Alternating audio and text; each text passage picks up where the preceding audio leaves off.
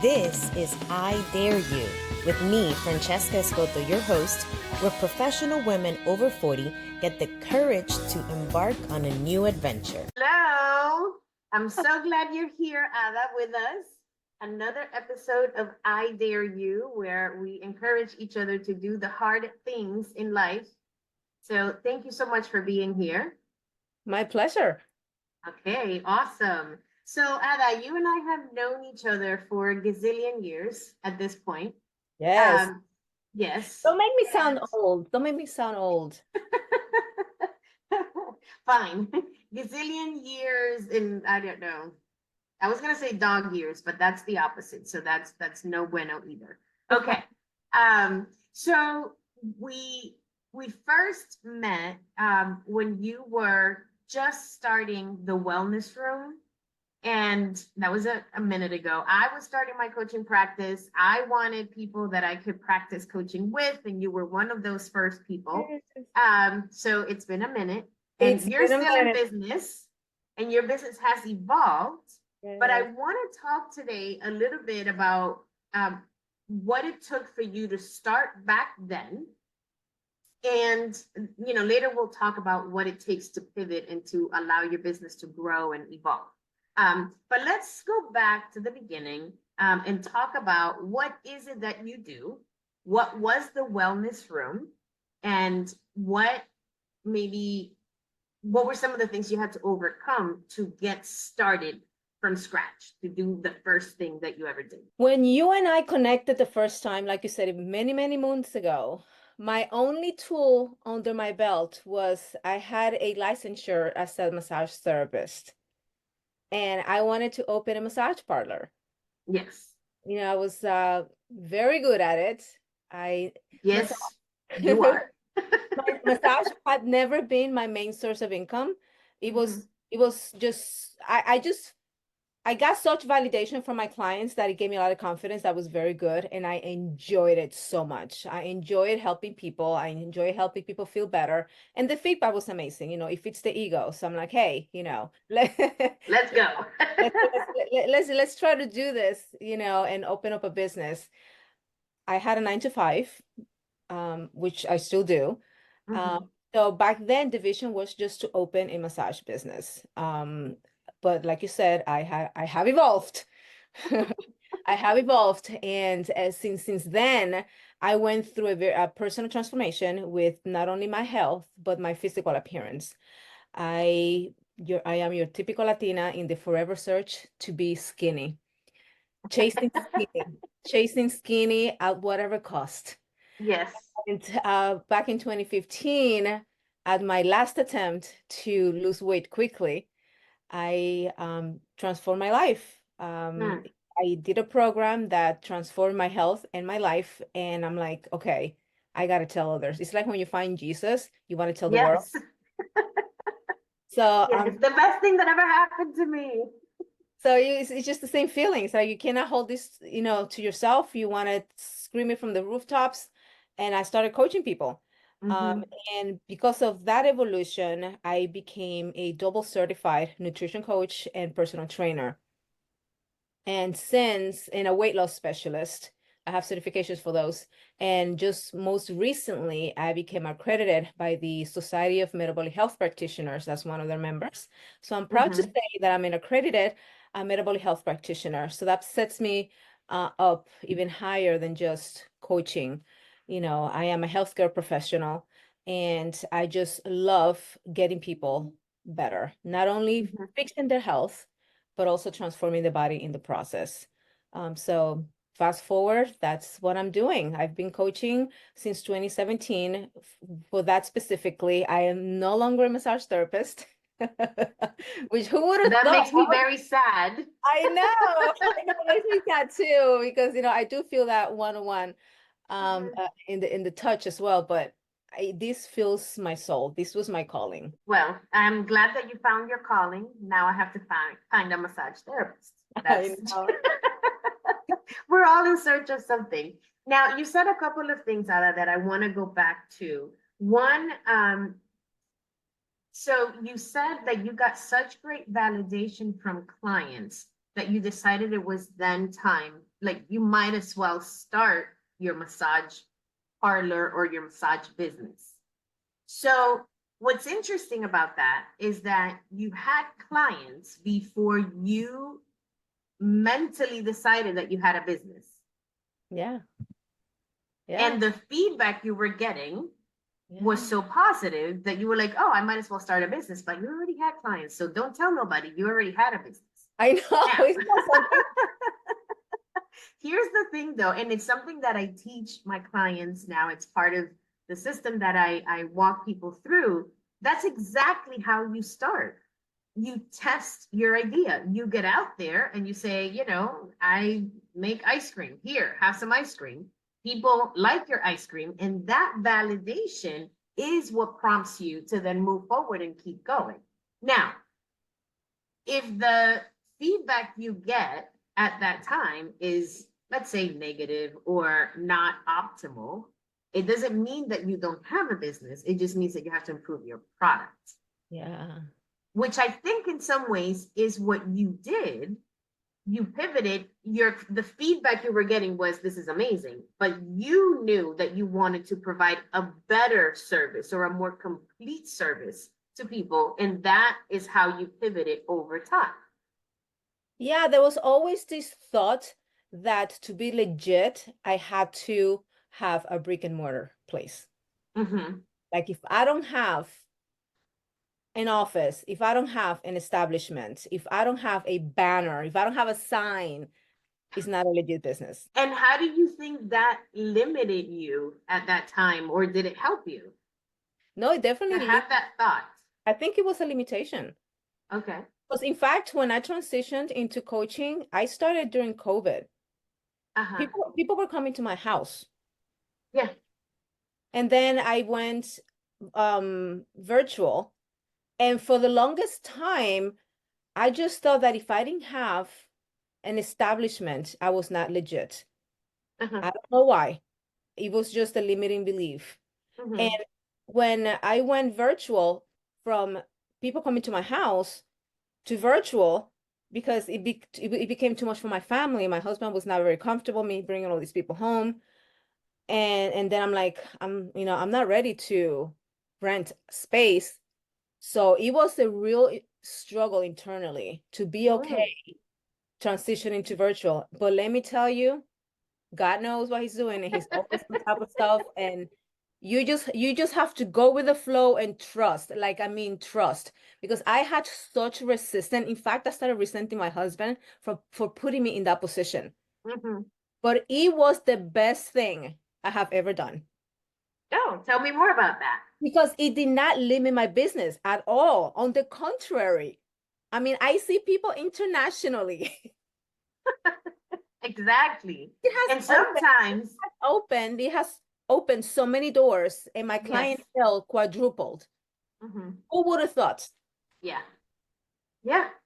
And you're able to keep your 9 to 5, which is important Yes, to you because of where you are with your family and all of that. yes, So you've grown your business, yes, quadrupled it while yes, maintaining your 9 to 5 yes. and providing an even broader or deeper service. I am 100% at peace. I'm 100% happy. I no longer resent my husband. In fact, I thank him for that silver lining, because I got, there was something, I don't know what it is about limiting beliefs. I just thought that people just like that face to face and that touch feel, you Yeah. know, and Yeah. that Yeah. if I didn't have that, it would take away from their experience. Uh-huh. I was wrong. Well, and that's the cool thing about courage. I want to pause here and talk about, okay, so you were resenting your husband. So I'm sure that felt a certain way in your body, like you wake up every day next to this man, Yeah. right? Full So transparency. yeah, absolutely, right? And so you're feeling a certain way about that relationship. You're feeling a certain way about your business, the future of your business, the uncertainty, the change, the doing, all of that. You could have quit, Yeah. but you didn't. Yeah. So why not? Because the referrals keep coming. What I want to Well, do. but you could turn them away because you certainly turned me away when I asked for massage.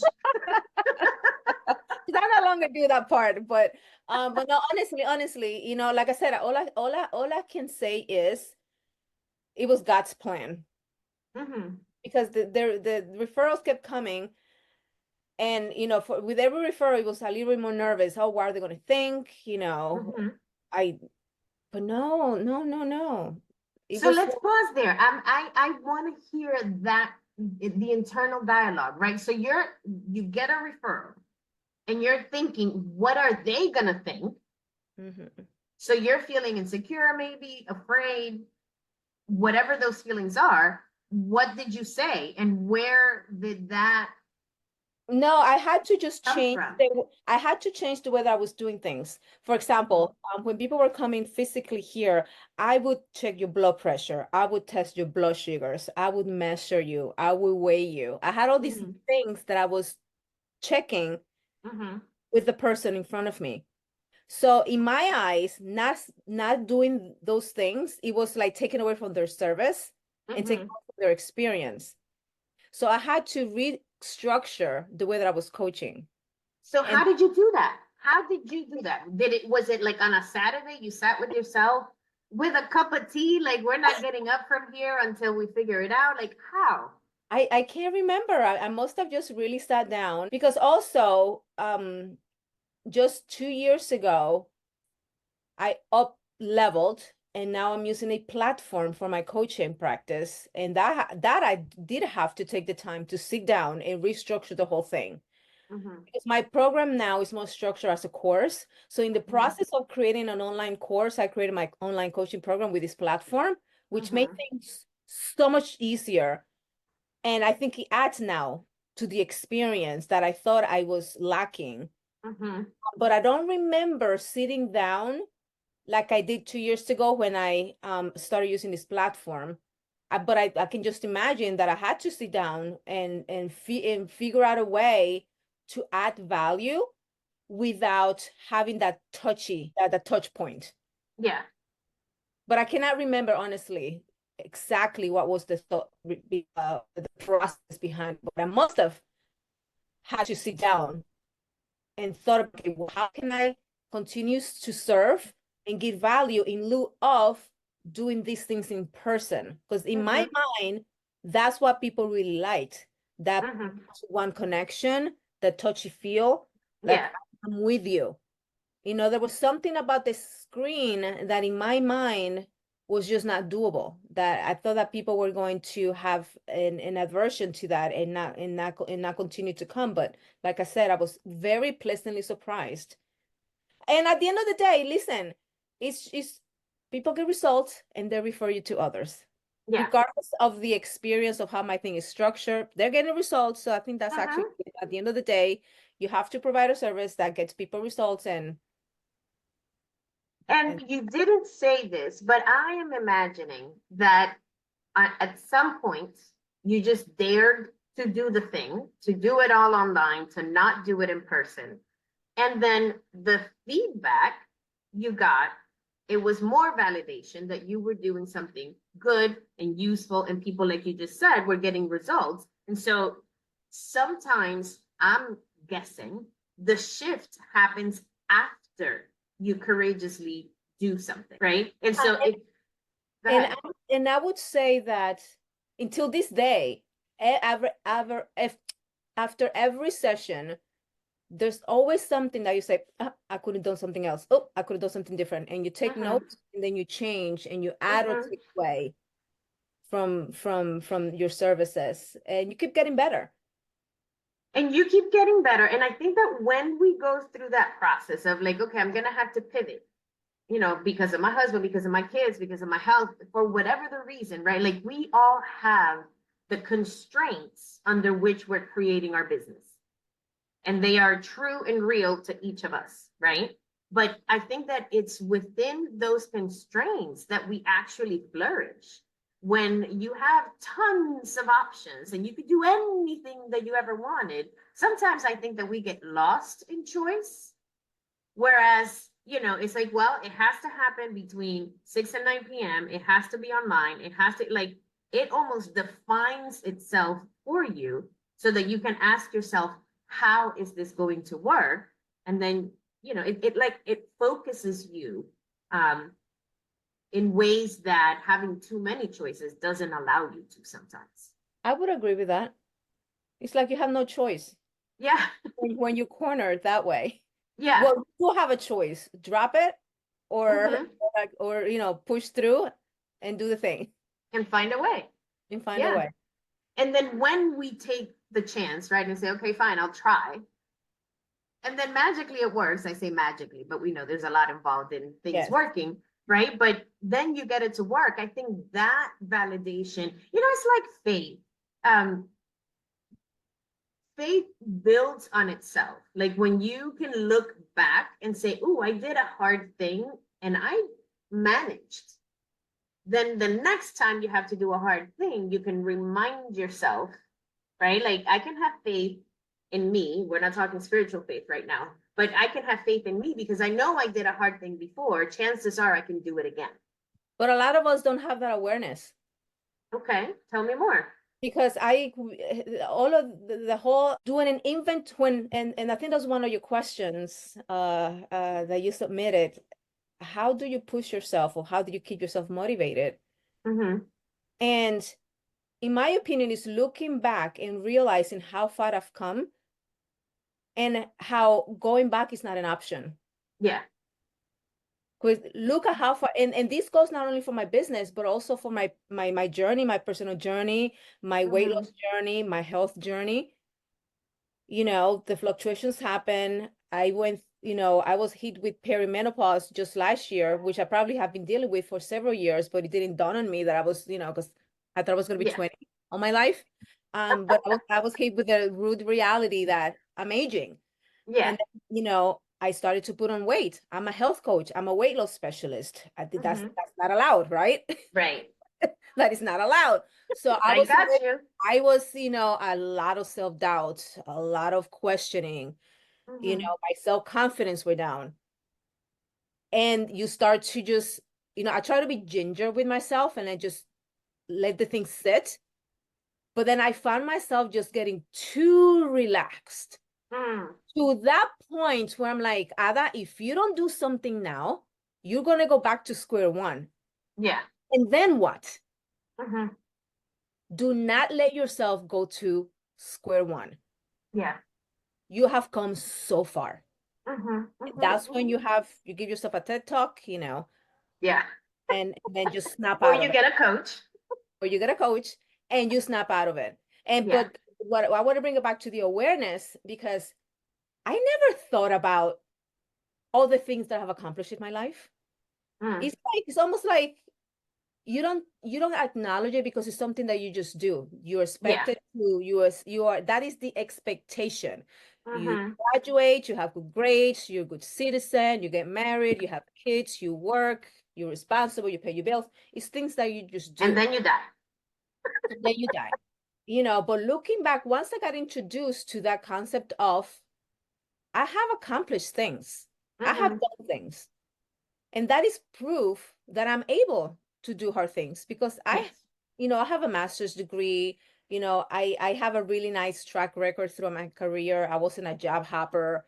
Mm-hmm. Those are very things that I'm proud of.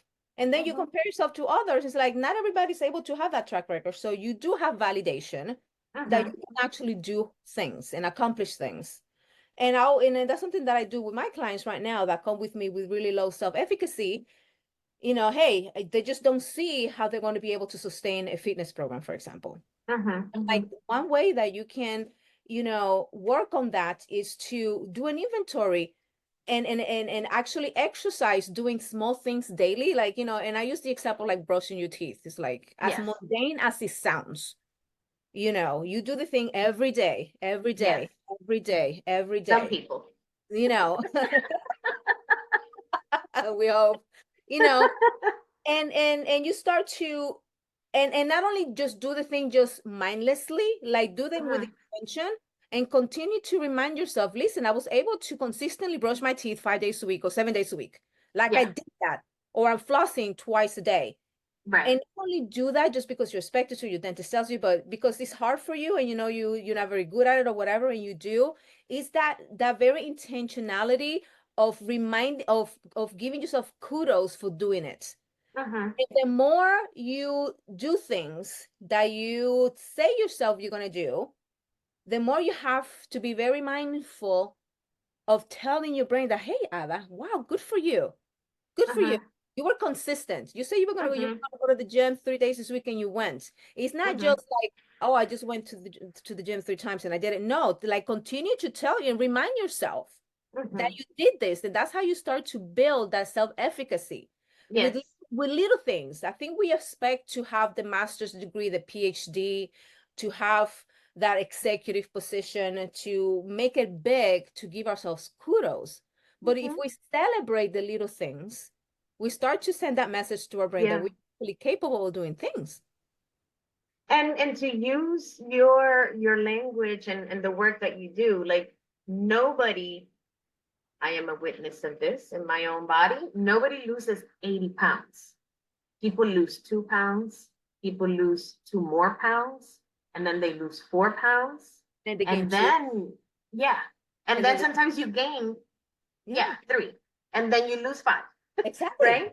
And no, but nobody loses 80 pounds, right? And so the question is, can we celebrate the 2 pounds? Can we focus on 5 pounds? Can And we now do, waiting until you yeah, get to the 80 to right, celebrate yourself. correct. Well, And because you won't get to 80 unless you're able to lose 2 and then 2 more and then 2 more. And I think that's where we go wrong. I think that's where most people fail. We focus too much on the end result and not in enjoying Mm-hmm. the process Mm-hmm. Mm-hmm. of getting there. Yeah. Yeah. And if you don't enjoy the process, then you won't be able to sustain the change. So Exactly. yeah. Exactly. Yeah.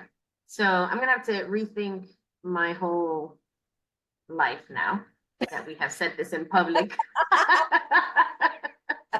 But the awareness, like I said, it wasn't that vivid in my mind. It wasn't that, oh, I have a master's degree. Of course, I can do hard things. Oh, I was able to just pack and go from this little town where I was living in when I was 17 years old and moved to the big old city of New York all on my own and make it there. You know, it's Mhm. like those things, I never register them as accomplishments.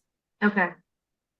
Like Mhm. I never had that awareness because it could have been because of my background of always having in my ear, you're not good enough, you're not good enough, you're not good enough, and always feeling Mhm. less than, you know. But looking back now after doing the work of healing, you know, Yes. that never ending journey of healing, that I realized, girlfriend, not too shabby. Yeah. And I wish that people would give themselves that permission to to do little things and to be proud of the little things. You know, I remember many years ago, I was working in this office and there was a girl, she had just had a baby. And I guess her husband came at the end of the day to the house and she's telling us the story when she came back from maternity leave. And I guess he asked her, like, so what did you do all day? She's like, I got up. That's what I did. I got up, you know? But I think it is important for us to celebrate the little things and to create small milestones for ourselves so that we don't get so caught up in the end result and in that big, you know, like people come to me, I want a business that makes $1 million. I'm like, that's great.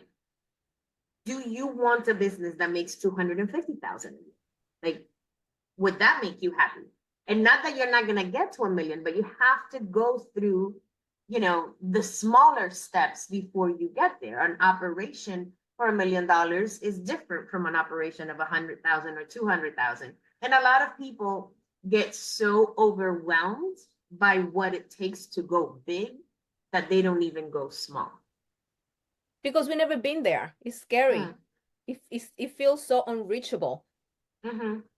unless you've touched it. Yeah. It feels unattainable. But then you have, Yeah. and then you know, if you don't have personal proof of concept, use someone else as proof of Yes. concept. That's right. Someone else lost 80 pounds, 2 pounds at a time. So chances are I could do it too, right? So you can borrow faith. You can have faith in someone else for a moment. Borrow, borrow faith. I like that. Yes. Yeah. So now that was you answering the question, pretty much like how do you stay motivated? How do you do that? But what's next for you? So your business has evolved, you have evolved. What's next? What's the next thing that you need to be courageous for? Leaving my 9 to 5 is going to be the next big step. Mm, Um, Referrals keep coming, thank yeah. God. I have to set boundaries, and it's like the energy that you put out there is the energy that you're going to get back. Mm-hmm. So I know if I didn't have that roadblock of limitation of time, because I do have a 9 to 5, I think, call it what you want to call it God, call it the universe, whatever, I would get more clients. Mm-hmm. I am getting clients, but I'm at capacity. Yeah. And not only am I at capacity, but I want to protect myself. I want to protect my family. Mm-hmm. I want to be able to have boundaries, not work till 10 o'clock at night, Right. on the weekends. So, um, so I verbalize that, and I know that's limiting me from growing. Yes. So I'm in this very unique position. Okay, so how do I move away from that limiting belief and then just do it? Because if I wait to replace my income, that will never happen because I don't have the time to see Exactly. enough patients to replace my income because I'm still tied to a 9 to 5. Right. So I did get and again, is it God opening doors for me? I don't know, but I got approached by a medical doctor. He wants to be associated with me so we can Mm-hmm. open a business, a clinic. Mm-hmm. And he wanted his idea is an actual brick and mortar business. And again, because of my limitations with time, I'm like, why don't we do telemedicine first? Let's do telemedicine first and see how that goes. Uh-huh. And perhaps with this association, if it ends up happening, we did hire a business consultant to that specializes in opening healthcare clinics, Okay. to help us navigate the logistics as to what that's going to look like. That's happening this Friday, so that and I have a better idea if we're going to move forward with this plan or not. But if that was to happen, I will be a healthcare facility owner. Well, not facility because it'll be virtual for now. Um, Yeah. so so that would be the next progression for me. Okay. And it's a big decision, because leaving your job at some point is gonna be an act of faith. You are gonna have to bite the bullet for a moment Mm-hmm. in order to make that happen. Yeah, that's where the husband is going to come in. I'm blessed to have a partner that can support me financially if things go south, Mm-hmm. which is not an option. That security is there. You always think about health insurance, having family, those are Mm-hmm. the Mm-hmm. decisions to make. Mm-hmm. Definitely. But I trust you'll find the courage to do what's right for you in the business. Yes, ma'am. So, okay, one book that you recommend. With my years of experience coaching people, I can educate you in the subject matter till I'm blue in the face. I'm very good Mm-hmm. at that. I know my physiology. I can tell you how the body, Yes. but I realize that knowledge is not all. Mm-hmm. And there's a whole lot of mindset work that goes behind changing a lifestyle, Mm-hmm. changing the way that you eat, changing the way that you live. If you want to live a life rooted in wellness, it's not just about eating less and exercising more. It goes beyond that. And a lot of us come to this point in our journeys with medical conditions or weight issues because of trauma, you know. Mm-hmm. And a lot of it is unconscious trauma, Mm-hmm. and trauma that you may not even realize that you have because you have the perfect parents and the perfect upbringing. And I'm a believer that we all come to adulthood with baggage from when we're young. Mm-hmm. So I feel that people needs to have that awareness, and we have to do the work to open up that can of worms, to at least have that awareness and start that healing process. So a book that absolutely changed my life was Do the Work by Dr. Nicole Apera. Okay. So anything that's going to help people heal and become aware and become intentional about taking ownership of their lives and stop blaming others. To me, I don't if want to read that book anymore. I yeah, can't blame other people. you cannot. I'm sorry. I'm sorry. No more blames. I'm sorry. My mom is not the evil person that I thought she was. In my case, I had to realize that as an adult, it's my job to reparent me. Mhm. And until that awareness and that work started, that it was always going to hold me back in one way, shape, or form. Mm. So I feel like, and this applies to any aspect of your life. But Yeah.